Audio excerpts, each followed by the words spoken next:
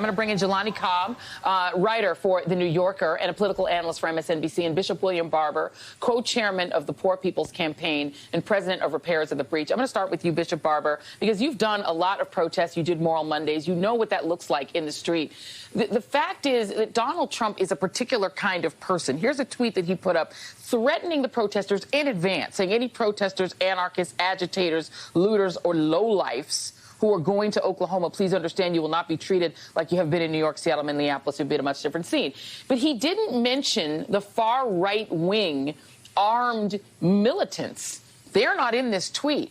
And I think that's what's worrying a lot of people, that he seems to be coddling the kind of people who Cal is reporting are the people who are showing up armed.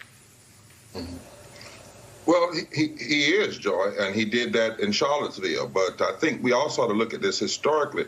Now, 100 years ago, similar thing was happening. Woodrow Wilson was lying about a pandemic, caused 650,000 people to die. It's a lot of it because he denied it. He was also promoting racism, the birth of the nation. He was rolling back civil rights laws. So in a sense, you know, what we're seeing in Trump, we have actually seen before. My question always when he does this is, what is he trying to hide? Oh, we know just yesterday he fired all of the people at the Voice of America and took over all of those public radio stations and put some extremists in charge of that. We know if this wasn't happening, these rallies weren't happening, we'd be talking about all the thousands, 100,000 people that have died from COVID, and we'd be talking about all the economic problems. So he's doing the same thing that George Wallace and Bull Connor and others do. They stir up this emotion, try to create a situation and come in and be the law and order savior, but also to distract, to push away from. I'm glad to see the protesters that are going to just protest him and will stand strong. But we also have to recognize, what is this man doing? And he doesn't care. He doesn't care about his own people. I mean, not only does he doesn't care that they get sick tonight, he doesn't care about them, period, because he's tried to take health care from the very people, and many of them that had voted for him. So this is a sick man and a sick situation. But it has happened before in America. Yeah, and just to that very point, the Trump campaign required attendees tonight to sign a disclosure. And we know that other events that have wanted to happen around the country, you have to get permits, you have to get insurance. They have already had their campaign attendees sign a disclosure basically saying if you get sick or God forbid, even worse than that, it's on you. That's the disclaimer that they've made people sign that rally, if they attend that rally. Jelani, I want to let you listen to, this is a gentleman named Rico Wright, who is a Black Wall Street gallery owner and had comments about this rally. Take a listen. We really didn't want Trump to be here in the first place because the city of Tulsa is still grappling with its dark past. We're still trying to have some racial healing. We're searching for mass graves, given the 1921 Tulsa Race Massacre. So his coming here and the type of rhetoric that he uses during the rallies isn't helping at all.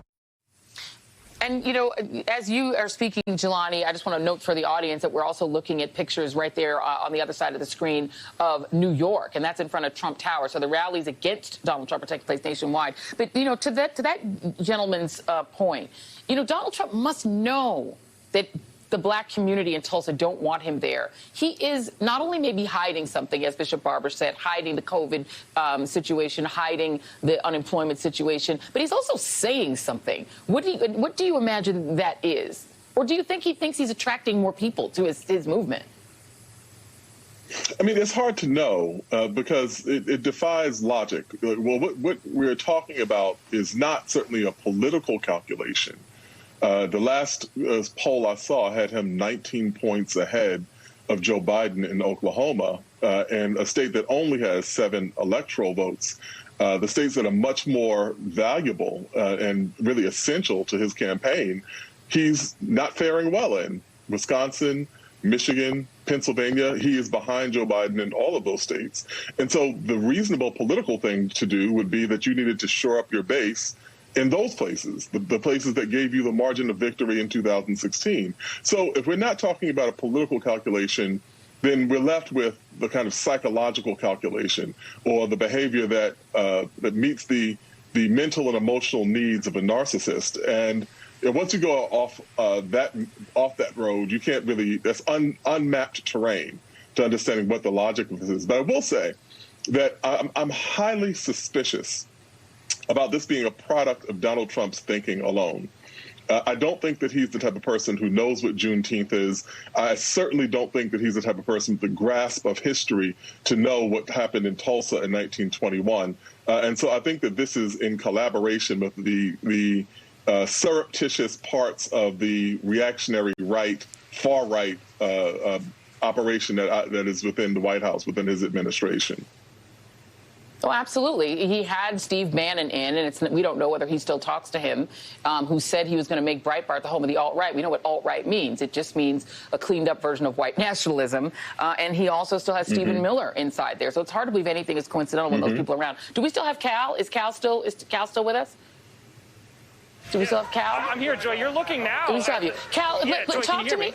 Give me a sense of the visuals here, because, you know, to that very point, Donald Trump can't think that this is a chance to bring on swing voters or bring on new people. These are his hardcore people.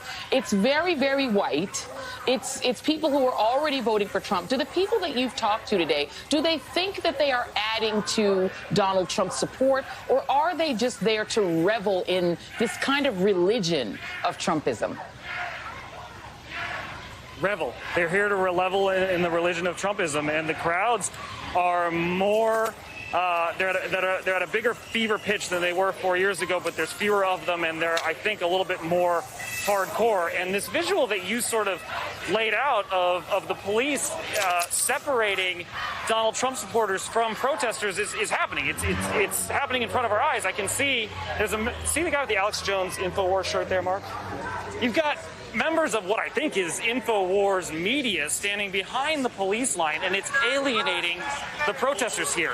There is nothing that would widen the support of Trump at these rallies right now. He's playing to his base, his extreme base, and these pictures, these visuals are only upsetting the people who live here in Tulsa. And when you look at the history of Tulsa and a fight for basic human rights after a jealous white population firebombed an economically successful black population, it's infuriating to the folks who live here. Yesterday was not supposed to happen. The Juneteenth celebrations were supposed to be called off in Tulsa. And when you talk to people like we did yesterday, they said, we're risking our lives to fight just for equal rights during a pandemic. These pictures don't help, Joy. It's narrowing Trump's support. He's playing to his base, and he's alienating the folks who live here during a pandemic. It is remarkable, because it looks like what you're showing us, and your cameraman, our great cameraman here at NBC, are the police protecting the InfoWars people, or are they just separating the InfoWars people from the protesters? You know, it's not clear to me, and I don't know if they maybe had a stand set up behind the police line. It's possible that they're not officially members of InfoWars, though they are definitely some kind of right-wing media. They've got media equipment, and they're starting to move that equipment. But again, it's just people here are upset about how the police seem to be trying to filter in the Donald Trump supporters who are headed to the rally and allow them to go, because, of course, people here are trying to stop people from attending this rally. They're trying to scuttle it up and make it difficult. They are trying to protest on behalf of Black Lives Matter. We can show some of these protest posters. I Can't Breathe, 846, right? So this is a continuation of the protests that we've seen across the country, and it's being impeded now by the local Tulsa police, who are trying to facilitate the rally on behalf of the U.S. president. So it's got to be a very difficult situation for the local police here, but they've clearly made a decision that they're going to try to facilitate this rally instead of allowing people to peacefully protest and scuttle up the entryways, Joy. Wow, this is remarkable. The visuals of this alone. I wish we had more time, but a commercial break is upon us. Cal Perry, Jelani Cobb, Bishop William Barber, thank you all very much.